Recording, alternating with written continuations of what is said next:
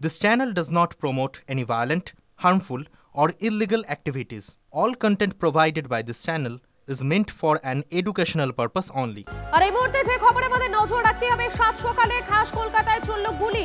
হরিদেবপুরের একটি ক্লাবের সামনে মহিলাকে লক্ষ্য করে পরপর গুলি চালায় দুষ্কৃতীরা। গুলি লেগেছে মহিলার পিঠে। গুলিবিদ্ধ মহিলাকে প্রথমে এমআর বাঙ্গুর হাসপাতালে নিয়ে যাওয়া হয়, সেখান থেকে এসএসকেএমে ভর্তি করানো হয়েছে। গ্রেফতার করা হয়েছে একজনকে। সম্পর্কের টানাপোড়েনের কারণেই গুলি বলে অনুমান পুলিশের। বারান্দায় জামা কাপড় শুকোচ্ছে কিনা দেখতে এসে দেখছি কেউ একজন দাঁড়িয়ে ছিলেন এখানে, বাইক বাট হেলমেট পরা। তো আমি নর্মালি ঘরে চলে গেছি। তারপরে দেখছি যে খুব জোরে একটা টায়ারটা খুব জোরে ফাটলে যেরকম আওয়াজ সেরকম, এবং একজন খুব চেঁচাচ্ছে যে আমাকে বাঁচাও করে।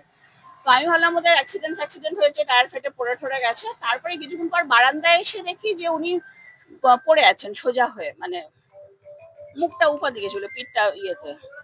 তারপরে ওই আওয়াজটা পেয়ে সবাই পাড়ার অনেকে এসেছেন। এসে না আমি দেখিনি, বাট যদি উনি হয়ে থাকেন, আমি কাউকে পুলি চালাতে দেখিনি। ততক্ষণে উনি অলরেডি অনেকটা এগিয়ে বাইকে করে বাইকে ছিল একজন। ছেলে মেয়েকে স্কুলে দিয়ে যখন এখান থেকে ব্যাক করছি তখন দেখছি মনে হয় ঘটনাটা ঘটেছিল, উনি পড়েছিলেন। তারপরে এখানে কিছু লোক এখানে 100 ডালে মনে ফোন করেছিল, তখনও পুলিশ আসেনি। ওনার ছেলে মনে এসেছিল, উনি আসার পর একটা গাড়ি উনি একটা নিয়ে এসেছিলেন, গাড়ি করে নিয়ে আমরা তখন ওনাকে ধরাধরি করে তুলে দিয়েছি। তোলার পরে ওনাকে নিয়ে গেল, ব্যাস এই অবধি আমি যাই। আতঙ্কের তো বটেই। একদম সকালবেলা একজন মহিলার তার 100 মিটার দূরে বাড়ি, তাকে যদি গুলিতে আহত হতে হয়, সাধারণ লোক তাহলে কি করবে, যে কোথাও কিভাবে চলাফেরা করবে? আমার মনে হচ্ছে যে এখানকার লোকজন এদের সবাইকে চেনে, যারা গুলি চালিয়েছে তাদের নাম টাম সব জানে। তারা ভয়ে হয়তো বলছে না, কিন্তু আলটিমেটলি পুলিশের কাছে ইতিমধ্যেই খবর পৌঁছে গেছে, হরিদেবপুর থানায় কিংবা পাশাপাশি থানায়, যে কে গুলি চালিয়েছে, কারা ছিল এবং কেন গুলি চালিয়েছে। তো সুতরাং এটার হয়তো প্রিয় আওয়ার্সের মধ্যে আসামি ধরা পড়বে, হয়তো একদিনের মধ্যে। এটা মুখ্যমন্ত্রীকে জিজ্ঞাসা করুন, পুলিশ মন্ত্রীকে। পথের চেন এসআইআর নিয়ে আর মহিলার উপরে গুলি চলছে। এরা যে আইন শৃঙ্খলা বলে কিছু আছে? Total absence of law and order, total anarchy, পুরোপুরি নৈরাজ্য। এটা একটা দুষ্কৃতীদের রাজ্য হয়ে গেছে এখন। পুলিশ দুষ্কৃতী মিলেমিশে একাকার হয়ে গেছে। বাড়িতে ঢুকে আদিবাসী মহিলাকে বেধড়ক মারধর। ধৃত শকু সোরেনের সঙ্গে সম্পর্ক ছিল আক্রান্ত মহিলার। অন্য এক ব্যক্তির সঙ্গে সম্পর্কে জড়িয়ে পড়েন মহিলা।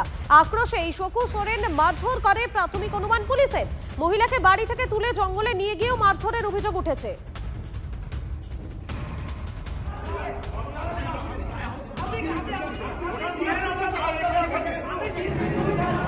রাজারপুকুর নগরীর যে জংশন স্থল, সেখানে শিউরি উপকণ্ঠে একটি আদিবাসী মহিলা হয়েছে এবং তার অবস্থা খুব ভয়াবহ, মারাত্মক খারাপ। আমরা নিজে তাকে দেখেছি, কিন্তু তড়িঘড়ি তার টেস্ট বা আদার্স কিছু না করে police junior doctor just observe করেছে, এক্সামিনও করেনি। অবজার্ভ আর এক্সামিনে ফারাক আছে। ভিকটিমের নাম করা যাবে না, তাই নাম করছি না। তার অবস্থা খুব ভয়াবহ। কোনো রকম ডাক্তারকে দিয়ে রেফার করিয়ে তাড়াতাড়ি বর্ধমান মেডিকেলে রেফার করে পুলিশ তার দায়িত্ব পালন করতে যাচ্ছে।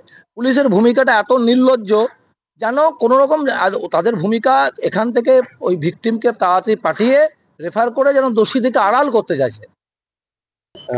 সন্ধ্যেবেলায় একদম সন্ধ্যের সময় একজন মহিলা এবং মেয়েকে, মহিলা অবিবাহিত আছে, তাকে কাজের থেকে ফিরে একদম বাড়ি থেকে কেউ বা কারা এখনো পর্যন্ত সে জ্ঞান ফেরেনি, বলতে পারছে না। মাথা থেতলে মেরেছে, তাকে অজ্ঞান হয়ে আছে।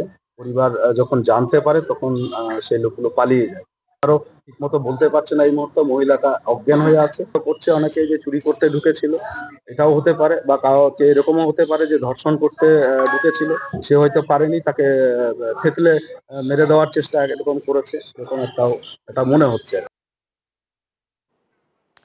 আপনাদের শোনালাম তারা ঠিক কি বলছেন, তাদের বক্তব্য আপনাদেরকে শোনালাম। এবং বীরভূমের দিকে আমাদের নজর রাখতেই হচ্ছে, কেননা সেখানে আদিবাসী মহিলাকে মারধরের অভিযোগ উঠছে এবং সেই ঘটনাকে কেন্দ্র করে কিন্তু রীতিমতো শোরগোল পড়ে গিয়েছে। ইতিমধ্যেই দুজনকে আটক করা হয়েছে। ধৃত শকু সোরেনের সঙ্গে সম্পর্ক ছিল আক্রান্ত মহিলার। অন্য এক ব্যক্তির সঙ্গে সম্পর্কে জড়িয়ে পড়েন মহিলা বলেই অভিযোগ উঠে আসছে এবং তার রেশেই এই মারধর হতে পারে বলেই পুলিশ সূত্র মারফত জানা যাচ্ছে।